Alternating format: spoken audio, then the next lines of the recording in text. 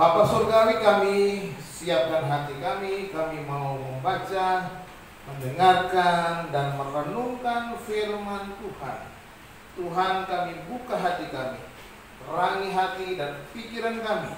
Roh Kudus, biarlah Engkau memenuhi kami, memberikan kami hikmat dan pengertian, dan memberikan kami kemampuan untuk dapat menjadi pelaku-pelaku firman Tuhan.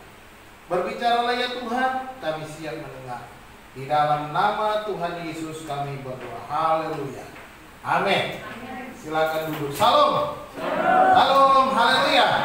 Masih semangat? Amin. Hari ini saya izinkan pakai kursi. Ya, duduk saja. Karena saya agak capek. Firman Tuhan hari ini kita mendengar judulnya, apa judulnya? Never give up. Artinya apa ya? Ini Ibu Arni yang tahu artinya. Dia jago bahasa Inggris. Apa Bu Arni?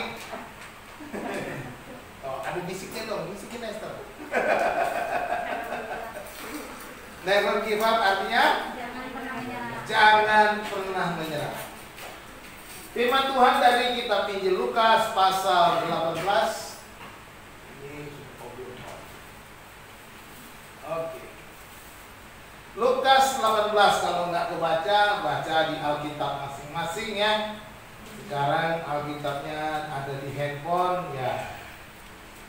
E-Bible. E-Bible. Saudara boleh pakai e-Bible, tapi jangan lupa Alkitabnya yang di rumah juga dipakai. Ya. Lukas 18 ayat 35 sampai 43 kita baca berganti-gantian. Ya, saya ayat 35, saudara 36 dan seterusnya sampai ayat 43 bergantian. Di sini LAI memberi judul Yesus menyembuhkan seorang buta dekat Yeriko. Ayat 35. Waktu Yesus hampir tiba di Yeriko, ada seorang buta yang duduk di pinggir jalan dan mengemis. Waktu orang itu mendengar orang pada lewat, ia bertanya, "Apa itu?" Kata orang kepadanya, "Yesus orang Nazaret lewat." Lalu ia berseru, "Yesus anak Daud, kasihanilah aku." Lalu Yesus berhenti dan menyuruh membawa orang itu kepadanya. Dan ketika ia telah berada di dekatnya, Yesus bertanya kepadanya, "Apa yang Tuhan tadi supaya aku berbuat bagimu?" Jawab orang itu, "Tuhan, supaya aku dapat melihat." Oke. Ayat 42 ya. Lalu kata Yesus kepadanya, "Melihatlah engkau, imanmu telah menyelamatkan engkau." Dan seketika itu juga melihatlah dia, lalu mengikuti dia sambil menyatakan Allah. Seluruh rakyat melihat hal itu dan memuji Allah. Amin. Ayat 38, 39 itu bunyinya sama, kasihanilah aku, akhirnya itu melompat. Ya, 38 akhirnya kasihanilah aku. Ayat 39 juga kasihanilah aku. Jadi saya pikir lompat. Baik saudara-saudara, sebelum kita membahas firman Tuhan, kita melihat satu cuplikan video. Silakan diklik, Miss Ripka. Ini mungkin sudah pernah ada yang tonton, mungkin ada yang belum. Ya. Ini kisah seorang pelari pada waktu Barcelona 92. Ya.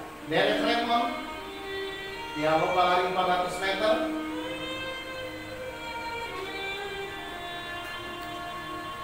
Itu dia yang celana biru ada di tengah. Tinggal beberapa ratus meter menjelang garis finish, tiba-tiba terjadi sesuatu hal yang tidak diinginkan. Kakinya mengalami kram seperti itu, sehingga dia merasa sakit dan tidak bisa berlari lagi. Dan dia akhirnya tertinggal dari pelari-pelari seluruhnya. Namun dia bertekad melanjutkan lombanya sekalipun dia sudah tertinggal jauh. Ada yang berkata sudah berhenti saja, tapi dia tidak mau menyerah.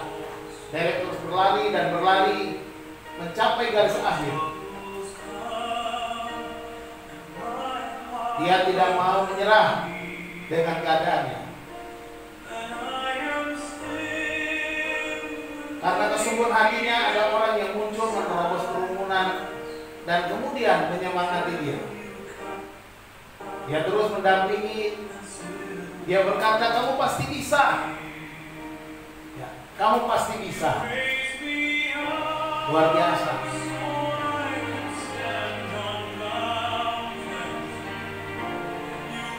Ada wasit-wasit juga yang mengatakan mungkin supaya menghentikan saja.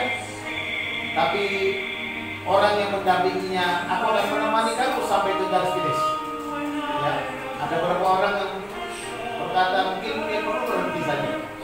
Tapi pendamping itu tidak perlu, kami akan terus sampai ke garis finish. Saya harus mencapai garis finish. Saya yakin saya pasti bisa.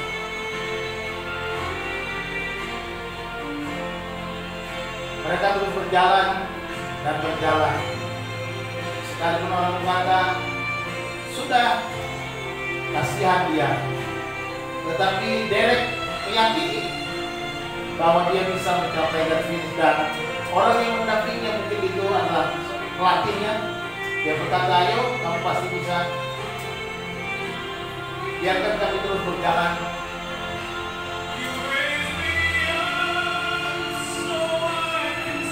Akhirnya Derek menyelesaikan tugasnya sesuai dengan targetnya. Dia berjalan sampai ke garis finish. Dan kita melihat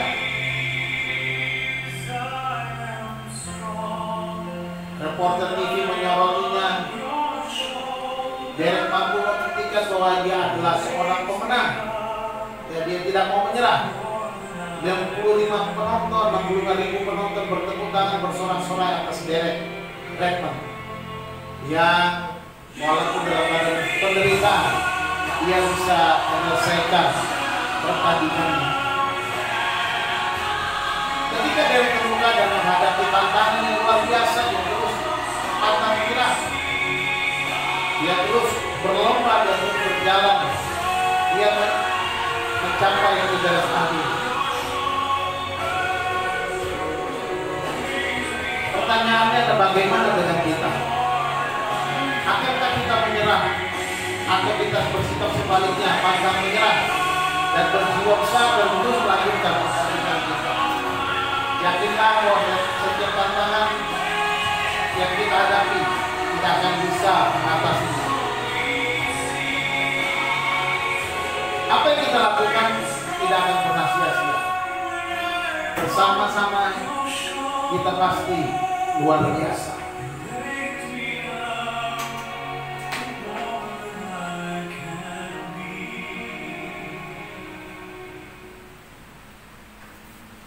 Saudara-saudara, video tadi menggambarkan sebuah pertandingan yang luar biasa. Demikian juga kehidupan kita. Kadangkala kita menghadapi tantangan dalam perjalanan kita, perjalanan iman kita. Apakah kita menyerah atau kita terus sampai ke garis akhir? Hidup ini penuh dengan perjuangan. Ya. Tidak ada hidup tanpa perjuangan. Dan kita pun dipanggil untuk menyelesaikan pertandingan. Seperti Derek Redmond tadi. Sebenarnya dalam lomba lari dia tidak mendapatkan hadiah apa-apa karena dia sudah tertinggal jauh karena lukanya. Dia terjatuh dan mungkin tidak akan mendapatkan medali satu pun. Karena semua sudah berlari dan mencapai garis akhir, tetapi Derek Redmond dia membuat komitmen, membuat keyakinan di dalam hati. Saya harus mencapai garis akhir. Apa yang kita hadapi dalam hidup kita tidak ada yang kebetulan. Nggak ada. Setiap hal yang terjadi dalam hidup kita tiap-tiap hari itu bukan suatu kebetulan. Kita harus yakini itu. Dan di setiap hal itu tentu ada rencana Tuhan di dalam kehidupan kita. Di dalam setiap tantangan yang kita hadapi, kita harus jalani hidup dengan tekun dan jangan pernah menyerah. Saudara-saudara, mengapa kita harus jangan pernah menyerah? Seperti Derek Redmond, dia tidak menyerah. Dan kita belajar dari seorang buta yang datang kepada Yesus untuk mendapatkan apa? Mujizat kesembuhan. Dia katakan supaya aku dapat melihat. Dia tidak pernah menyerah untuk bisa mendapatkan apa yang dia mau. Kita belajar dari orang buta ini. Bagaimana hidup kita seharusnya jangan menyerah. Mengapa? Sebab ada pengharapan di dalam Yesus. Amin. Kita jangan menyerah. Sebab ada pengharapan di dalam Yesus. Yesus memberi saudara dan saya pengharapan akan masa depan. Saudara mungkin saat ini merasa berhenti, stuck. Tetapi ingat, masih ada pengharapan di dalam Yesus. Katakan amin. Saya tahu ada banyak yang kita hadapi. Anak-anak kita, kehidupan kita, ekonomi kita mungkin stuck, berhenti. Tapi saudara yang dikasihi Tuhan, jangan pernah menyerah. Sebab masih ada pengharapan. Ayat 36, 37 sampai 39 berkata begini. Waktu orang itu mendengar orang banyak lewat, dia bertanya, apa itu? Si orang buta ini tidak tahu ada apa, tetapi ketika di pintu Jeriko, seorang buta yang tiap hari mengemis di gerbang di kota Jeriko itu, ada keramaian, ada keributan. Dia bertanya, apa itu? Dan ada orang menjawab dia, Yesus orang Nazaret lewat. Di sana ada pengharapan. Si buta ini percaya, inilah pengharapanku. Yesus adalah pengharapanku. Yesuslah jalan keluarku. Sehingga ketika dia mendengar nama Yesus orang Nazaret itu lewat, dia berkata, Yesus anak Daud, kasihanilah aku. Maka mereka berjalan di depan menegur dia supaya jangan ribut, engkau berisik amat. Tetapi semakin keras dia berkata, Yesus orang Nazaret, anak Daud, kasihanilah aku. Anak Daud, kasihanilah aku. Saudara, mendengar nama Yesus orang Nazaret itu, pengharapannya muncul dan berseru kepada Yesus. Yesus anak Daud, kasihanilah aku. Anak Daud, kasihanilah aku. Bagaimana dengan kita? Ketika kita mendengar nama Yesus, adakah kita muncul pengharapan di tengah-tengah kegalauan kita, di tengah-tengah pergumulan kita, ketika kita mendengar nama Yesus? Nama Yesus, nama Yesus, nama Yesus yang pulihkanku. Nama Yesus, nama Yesus, nama Yesus yang sembuhkanku. Apakah nama Yesus itu sangat berarti bagi kita? Ataukah kita biasa saja? Sudahlah, sama saja. Tiap hari aku baca, tiap hari aku dengar nama Yesus, tidak ada apa-apanya. Apakah begitu? dari si buta ini.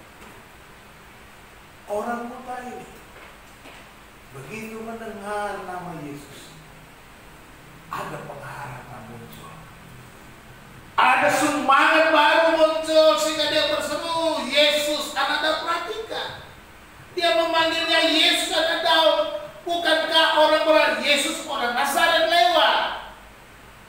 Perhatikan baik-baik. Disebut Yesus orang Nazaret, tetapi dia memanggil apa? Yesus anak Daud. Ketika bicara anak Daud, Daud itu kotanya di Bethlehem, bukan di Nazaret. Artinya apa? Orang buta ini percaya Yesus orang Nazaret itu adalah Yesus anak Daud yang dijanjikan di dalam firman Tuhan. Dia percaya janji-janji Allah di dalam firman Tuhan. Ini bukan Yesus yang sekedar Yesus. Ada banyak orang pada waktu zaman itu bernama Yesus atau Yesua atau Yosua, itu sama. Kita kenal Yesus dalam bahasa Indonesia. Dalam bahasa Ibrani Yesua atau Yosua itu sama. Ada banyak orang bernama Yesua atau nama Yosua pada zaman itu. Ada banyak orang juga mungkin Yesua yang lahir di Nazaret. Tapi bagi seorang buta ini, mendengar nama Yesus dari Nazaret itu, dia percaya ini adalah nabi yang sudah dijanjikan, ini adalah Mesias yang dijanjikan di dalam firman Tuhan. Makanya apa? Ada pengharapan. Jadi jangan anggap remeh nama Yesus. Jangan kita merasa biasa-biasa dengan nama Yesus. Ya. Pengharapan itu karena dia memiliki kebenaran, memiliki firman. Ya. Kalau kita memiliki firman Tuhan, kalau kita memiliki kebenaran-kebenaran di dalam firman Tuhan ini, maka pengharapan kita pasti akan tetap tumbuh dan tidak akan pernah bergoncang, tidak akan pernah berubah. Sebab apa? Sebab kita yakini kebenaran firman Tuhan. Oleh sebab itu saudaraku yang dikasihi Tuhan, pentingnya kita meyakini firman Tuhan. Pentingnya kita berpegang kepada firman Tuhan. Disinilah akan muncul pengharapan demi pengharapan di dalam pergumulan dan dalam tantangan-tantangan yang kita hadapi. Itu yang dihadapi oleh si buta ini. Dalam bagian lain, si buta ini disebut namanya Bartimeus. Pengharapan karena memiliki firman Tuhan. Pengharapan juga karena dia setia pada janji. Karena dia memiliki kebenaran, memiliki firman Tuhan, dia setia pada janji Tuhan. Itu sebabnya dia panggil anak Daud. Kasihanilah aku. Itulah. Dia percaya Yesus from Nazareth is the son of David. Yesus dari Nazaret itu adalah anak Daud. Sekalipun orang menyebutnya, oh itu orang Nazaret, orang meremehkan orang Nazaret. Adakah sesuatu yang baik dari Nazaret? Kadang-kadang orang nggak pikir, mana ada Nazaret nggak masuk hitungan. Kita tahu. Sebentar lagi Natal, Yesus lahir di Bethlehem, kemudian lari ke Mesir. Dari Mesir dia kembali pulang ke kampung halamannya Yusuf dan Maria, karena mereka tinggal di Nazaret. Jadi sebelum Yesus lahir, mereka memang tinggal di Nazaret. Ketika ada sensus, mereka pergi ke kampung halaman karena sensusnya di Bethlehem. Ya, kita harus ngerti ini. Nah, Bartimeus ini orang yang tiap hari minta-minta,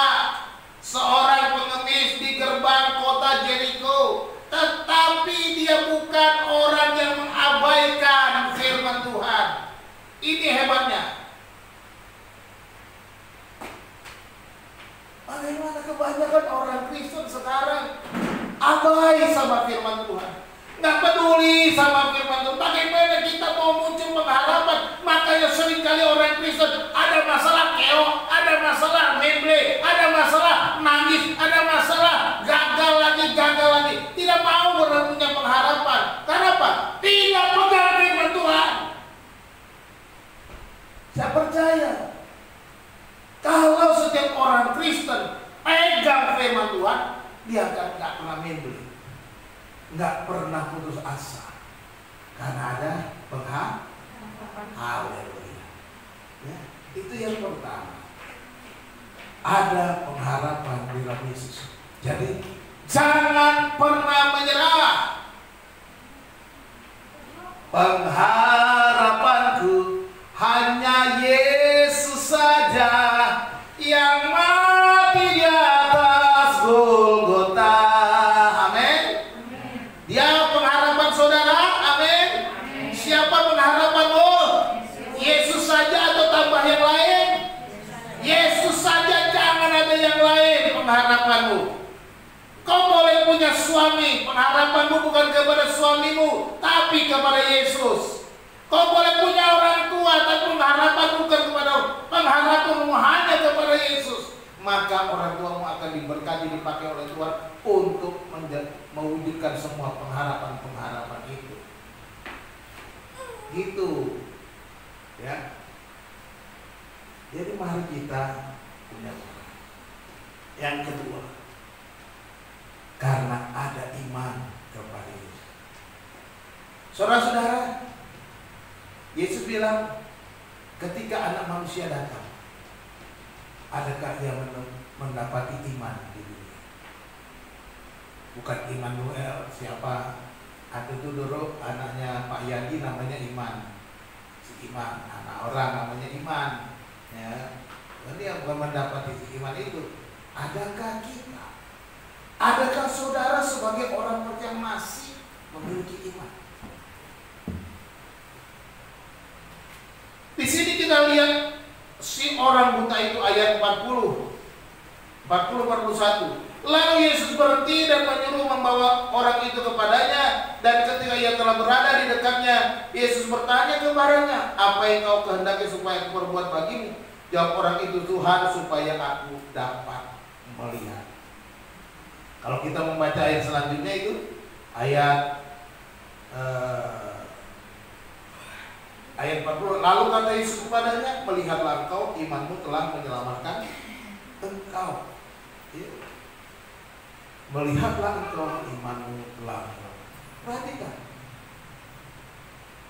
orang ini dipanggil. Dan kemudian Yesus bertanya, apa yang ingin aku perbuat bagimu? Langsung jawabnya. Jelas. Tuhan, supaya aku dapat melihat. Ya. Perhatikan, mendengar yang pertama, ada apa? Jawaban orang apa?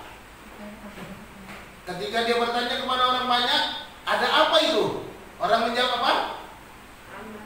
Hah? Pada lupa, baru aja didengar. Jawaban orang-orang kepada dia apa? Yesus orang Nazaret lewat, lengkap dong. Yesus orang Nazaret lewat. Lalu dia panggil Yesus apa? Yesus anak Daud, kasihanilah. Waktu dia dipanggil sama Yesus, lalu dia bilang apa? Bilang apa? Halo? Waktu dia menjawabnya apa? Yesus panggil dia, lalu dia jawab apa? Dia bilang apa? Tuhan, kok susah amat. Supaya saudara lihat runtutannya. Dari Yesus orang Nazaret, dia panggil Yesus anak Daud, lalu dia panggil apa? Tuhan. Ini kan iman. Tuhan, supaya aku dapat melihat. Lihat progresnya. Imannya luar biasa. Dia percaya Yesus orang Nazaret, Yesus anak Daud itu adalah Tuhan yang Maha Kuasa, yang bisa menyembuhkan. Dan itu imannya. Itu imannya. Ini sebuah pengakuan iman. Tuhan, supaya aku dapat melihat. Dan Yesus bilang, melihatlah, imanmu telah menyelamatkan engkau. Lihat. Ketika dia mengenal Yesus dengan baik, imannya muncul. Apakah kita mengenal Yesus dengan baik? Ini menjadi pertanyaan. Oh, kenal dong Pak Pendeta. Saya tahu Yesus itu begini. Saya merayakan Natal dan Yesus lahir. Saya pakai baju baru, saya pakai sepatu baru, bando baru, apalagi pita baru, semuanya serba baru. Kami makan kacang tojin, apalagi nastar dan lain-lain. Dan di rumah masak ayam yang terenak buatan mama. Kami tahu Yesus itu kami rayakan setiap tahun. Cuma sampai di situ. Oh iya Tuhan, kami juga merayakan Paskah. Kami memperingati kematian dia mati di kayu salib. Dan kan dia bangkit lagi, udah sampai di situ. Apakah sampai di situ saja? Sekedar ritual, sekedar ibadah, sekedar kegiatan religi, sekedar pengakuan yang sifatnya cuma ungkapan. Tidak. Justru Tuhan mengizinkan kepada saudara tantangan, pergumulan, persoalan. Di sanalah imanmu dinyatakan. Di sanalah dibutuhkan iman yang muncul dari semua yang saudara alami. Bukan sekedar perayaan-perayaan, bukan sekedar pengakuan-pengakuan, tetapi ketika saudara menghadapi, apakah saudara menyerah atau tidak, di sana akan kelihatan. Ketika saudara menyerah, itu artinya selama ini saudara hanya formalitas. Saudara hanya hidup dalam rutinitas kehidupan keagamaan. Ini dosa. Yang mau kasih tahu, dosa kalau kita hanya mengikuti ibadah hanya sekedar kegiatan keagamaan biasa. Dosa. Kita harus melakukannya karena apa? Cinta Yesus. Amin. Saudara datang ke gereja karena cinta Tuhan. Gitu. Aku cinta Tuhan, makanya aku datang. Kalau saudara datang karena cinta Tuhan, karena saudara merasakan kemurahan Tuhan, maka saudara datang. Ini langkah iman. Dan saudara tidak akan pernah menyerah. Hujan badai sekalipun, saudara akan cari Tuhan. Amin. Iya. Di tengah-tengah tantangan saudara akan cari Tuhan. Karena saudara sudah mengenal Tuhan dengan baik. Seperti si orang buta ini. Orang buta ini tidak pernah menyerah. Sebab dia punya iman. Kalau kita punya iman, kita gak akan menyerah sedikit. Orang beriman tidak akan goyah dalam segala situasi. Ketika kita goyah, sebab itu berarti kita selama ini cuma ritual-ritual saja, kegiatan-kegiatan saja, formalitas. Berbahaya. Orang beriman tetap percaya meskipun harus mengalami banyak rintangan. Dia nggak masalah seberapa banyak rintangan yang datang dan pergi, itu bukan persoalan bagi dia. Karena dia percaya, Pak, ada iman kepada Yesus. Yesus itu Tuhan. Yesus adalah Tuhan. Kalau engkau percaya Yesus adalah Tuhan, saudara nggak perlu takut segala-galanya. Amin. Nggak perlu takut. Masa depanmu ada pengharapan. Yesus yang menjamin. Rintangan sebesar apapun jangan takut. Sebab apa? Seperti Paulus katakan apa? Segala perkara dapat kutanggung di dalam Dia yang memberikan kekuatan kepadaku. Filipi pasal 4 ayat 13. Segala perkara. Paulus sudah menghadapi perkara-perkara berat, ancaman, kematian dan sebagainya, dia sudah alami. Tapi dia semua itu dapat kutanggung di dalam Kristus yang memberi kekuatan. Jadi jangan pernah, never give up. Tetap semangat, maju terus, bangkit.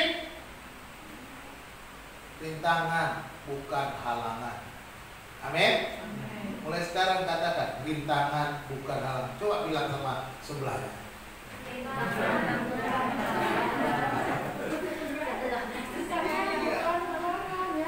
Jadi ada rintangan, maju terus.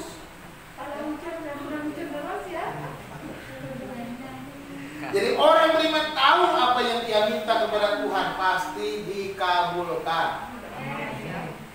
Si buta ini tahu, dia pasti Tuhan supaya aku dapat melihat. Permintaannya sederhana. Yesus berkata, melihatlah, iman telah menyelamatkan engkau. Ya, gampang saja. Itu orang beriman. Orang beriman dia percaya Yesus pasti menjawab seluruh pergumulan. Yang pertama, kita nggak boleh menyerah karena ada apa? Pengharapan. Yang kedua, karena apa? Ada iman dalam Yesus. Saya percaya sebab punya iman, cuma perlu dibangkitkan imannya, dibangunkan terus semangatnya. Makanya saya perlu teriak dari mimbar ini supaya semangat imannya. Ya. Yang kedua, ada kuasa dalam Yesus. Nah, ini dia. Ya. Kita harus percaya ada kuasa di dalam Yesus. Ayat 42, 43 bilang, lalu kata Yesus padanya, melihatlah engkau, imanmu telah menyelamatkan engkau. Dan seketika itu juga melihatlah ia, lalu mengikuti dia sambil memuliakan Allah. Seluruh rakyat melihat hal itu dan memuji-muji Allah. Haleluya. Ayat 43. Dan seketika itu juga, ya, lihat, kuasa Yesus bekerja, kuasa Yesus mengalir, kuasa Yesus menyatakan mujizat, kuasa Yesus ada pada saat itu. Dan saudaraku yang dikasihi Tuhan, ketika engkau menghadapi kesulitan, jangan menyerah. Ada kuasa Yesus yang akan memberikan jalan keluar padamu. Ada kuasa Yesus akan menerobos rintangan-rintanganmu. Ada kuasa Yesus yang akan membuka pintu yang menutup jalanmu. Ada kuasa Yesus ketika engkau menghadapi jalan buntu, dia akan memberikan jalan keluar. Dia akan memberi terang di tengah-tengah kegelapan di hidupmu. Amin. Ini ingat baik-baik kuasa Yesus. Yesus berkata, imanmu telah menyelamatkan engkau. Kita melihat bahwa Tuhan berkarya dalam hidup orang yang tidak pernah menyerah. Ya, dia nggak pernah menyerah orang buta ini.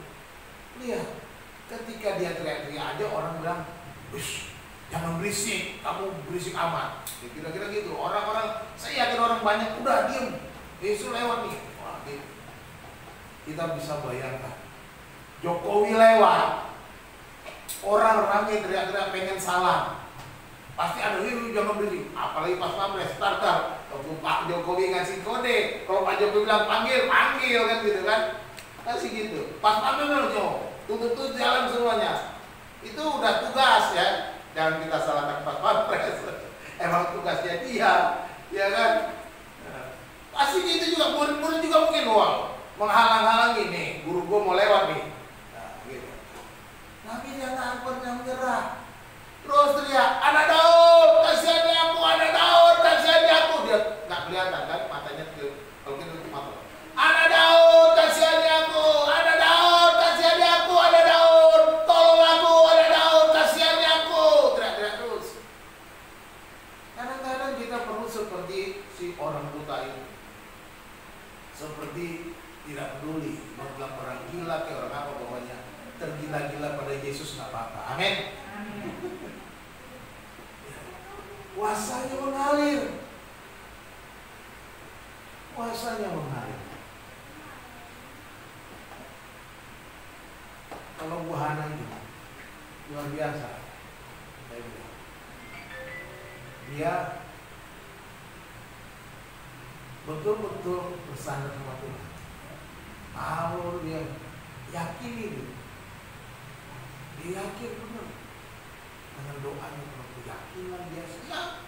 Pokoknya dia kadang-kadang saya bilang, wah, Tuhan ini kalau dia doa, istriku ini doanya luar biasa. Kenapa? Karena dia ngomong seperti apa adanya gitu, nggak peduli. Ya, nggak peduli apa kata orang, pokoknya saya ngomong aja. Kita perlu seperti itu. Kalau saya takut sama Tuhan, ya, mau saya pikir nanti gimana ya? Teruslah dengan gayamu. Berdoa dengan gayamu sendiri. Seperti apa? Kalau memang kau seperti si buta ini, seperti si buta itu. Kalau mungkin engkau seperti ya orang yang bukan, ada yang bedanya, ada beda tenang-tenang saja, ada. Tapi lakukan. Kita perhatikan bahwa Allah turut bekerja dalam segala sesuatu untuk mendatangkan kebaikan, ya, mendatangkan kebaikan. Perhatikan bahwa kelemahan, kesulitan, persoalan keluarga atau apapun itu, Tuhan izinkan agar kuasanya, karyanya terjadi dalam hidup kita. Ya. Jadi jangan pernah menyerah. Semua itu Tuhan izinkan supaya Dia menyatakan karyanya, kuasanya nyata di dalam hidup kita. Ya. Apapun yang kita hadapi, tenang saja. Enggak perlu mengeluh kepada tetanggamu, enggak perlu curhat kepada temanmu, apalagi teman arisan. Jangan. Lebih baik curhat sama siapa? Tuhan saja. Teman arisan itu berbahaya, apalagi teman sosialita. Waduh, apalagi saudara curhatnya di medsos. Jangan. Kalau saudara curhatnya di medsos, Tuhan saudara itu medsos. Oh, kok curhatnya di medsos, kan dibaca banyak orang. Nggak usah lah, nggak perlu. Ketika kau berbicara sama Tuhan, Tuhan yang tahu dan dirimu. Orang mungkin merusakkan kehidupanmu. Orang mungkin mau menghancurkan hidupmu. Orang mungkin membuat engkau difitnah, engkau dibuat segala macam. Curhat sama Tuhan. Gak usah cerita sama orang, cerita aja sama Tuhan. Biar Tuhan yang perkarakan. Gitu aja. Gak usah curhat kemana-mana. Kan kita mau nantikan Tuhan berkarya. Amin. Indah pada waktunya. Amin. Nantikan Tuhan berkarya, indah pada waktunya. Ya, apapun yang kita lakukan, jangan menyerah. Jangan menyerah sampai Tuhan menyatakan kuasa dan bisa. Ini tiga hal yang perlu kita ingat. Supaya kita tidak usah menyerah lagi. Jangan putus asa. Jangan bimbang ragu apapun yang kau hadapi saat ini. Pergumulanmu ada pengharapan, ada iman, ada kuasa, ada pengharapan dalam Yesus, ada iman dalam Yesus, ada kuasa dalam Yesus. Apa yang kurang? Nggak ada yang kurang. Kalau di dalam Dia ada semuanya itu. Jangan pernah menyerah. Never give up. Never give up. Never give up. Seberapa berat pun yang kau alami, ingat baik-baik firman Tuhan. Firman Tuhan bilang apa? Pencobaan-pencobaan yang kamu alami adalah pencobaan-pencobaan apa? Biasa yang tidak melebihi apa? Kekuatan apa?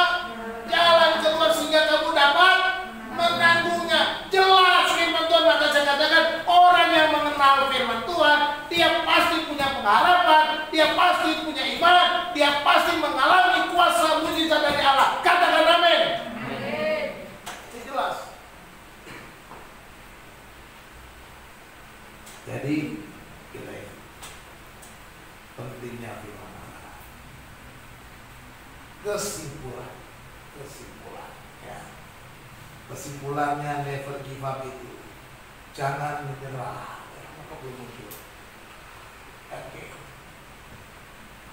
Jangan menyerah sebab selalu ada pengharapan. Jangan menyerah sebab Tuhan mengaruniakan kita iman. Jangan menyerah sebab kuasa Allah akan dinyatakan. Ini kesimpulan yang saya sampaikan hari ini sebagai penutup. Jangan pernah menyerah. Ya, sebab apa? Ada pengharapan. Amsal 23 ayat 18, mari kita baca sama-sama. Karena udah muncul, belum muncul ya? Oh iya, ada Bang. Ayo kita baca Amsal 23 ayat 18. Karena masa depan sungguh ada dan harapanmu tidak akan hilang. Ingat firman Tuhan. Jadi firman Tuhan ini penting. Yang kedua, kita punya iman. Lukas 17 ayat 6 kita baca sama-sama. Kalau sekiranya kamu mempunyai iman sebesar biji sesawi saja, kamu dapat berkata kepada pohon ara ini, terbanglah engkau dan tertanamlah di dalam laut, dan ia akan taat kepadamu. Cuma iman sebesar biji sesawi. Dan Anda punya kuasa Tuhan. Roma 8:28. Kita baca sama-sama. Kita tahu sekarang bahwa Allah turut bekerja dalam segala sesuatu untuk mendatangkan kebaikan bagi mereka yang mengasihi Dia, yaitu bagi mereka yang terpanggil sesuai dengan rencana Allah. Jadi ini firman Tuhan yang kita perlu ingat, ya. Terus bagaimana? Ya jangan menyerah, ya kan? Ya, so what gitu loh. So what? Seberapa berat tantangan yang Anda hadapi, tetaplah berpengharapan kepada Tuhan. Seberapa berat tantangan yang Anda hadapi, tetaplah berpengharapan, berharap kepada Tuhan. Jangan goyah. Seberapa besar perlawanan yang menghalangi Anda, tetaplah percaya, beriman kepadanya. Makin besar perlawanan, beriman. Seberapa lama Anda bertahan dalam penderitaan, biarkan Allah bekerja, menyatakan kuasanya. Amin. Mungkin tantangan itu berat, mungkin perlawanan itu begitu besar seperti Daud menghadapi Goliat, atau mungkin lebih besar lagi. Mungkin penderitaan kita terlalu lama kita alami, tapi percaya kuasa Tuhan akan dinyatakan di dalam kehidupan kita. Tuhan Yesus memberkati kita. Mari kita berdoa. Bapa, terima kasih. Kami memiliki Tuhan yang besar. Yesus Tuhan kami yang penuh kuasa. Di dalamnya kami berpengharapan, di dalamnya kami beriman, di dalamnya kami mengalami kuasa mujizat, yaitu keselamatan kami. Terima kasih untuk firman Tuhan pada hari ini yang mengingatkan kami supaya kami jangan pernah menyerah, yang mengingatkan kami supaya kami terus punya pengharapan dikala kami mengalami berbagai macam tantangan, rintangan, pergumulan. Mengingatkan kami ada kuasa, ada iman yang kami miliki di dalam Yesus, dan kami boleh mengalami mujizat. Tuhan, Kami belajar dari seorang pengemih buta yang percaya kepada, yang berpegang, yang percaya Yesus anak dari Nazaret adalah anak Daud. Dia adalah Tuhan yang Maha Kuasa. Terima kasih Tuhan. Kami terbuka mata kami. Kami sama dengan orang buta itu sebelumnya. Tapi hari ini mata kami terbuka oleh karena kebenaran firman Tuhan. Terima kasih Tuhan. Segala puji bagi Bapa, Roh Kudus, hamba-Mu berhenti berbicara. Roh Kudus, biarlah Engkau terus berbicara kepada kami ketika kami keluar dari tempat ini. Kau beri bicara mengingatkan kami ketika kami menghadapi tantangan, pengharapan, iman dan kuasa terjadi dalam hidup kami. Terima kasih Tuhan. Segala puji bagi di dalam nama Tuhan Yesus kami berdoa. Haleluya. Amin. Terima kasih, puji Tuhan. Silakan.